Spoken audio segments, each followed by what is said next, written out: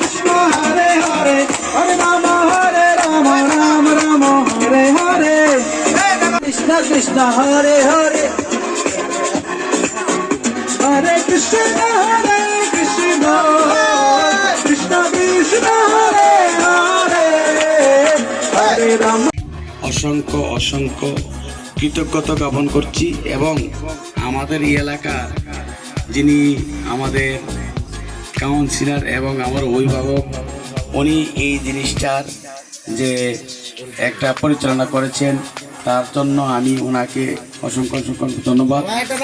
আমি ভাবতে পারি নাই আমার জীবনে আমি কোনোদিন, আমি 41 বছর পূর্ণ হলো, 42তম বছরে পায়ে দিয়েছি, কিন্তু আমি কোনোদিন বার্থডে পালন করিনি।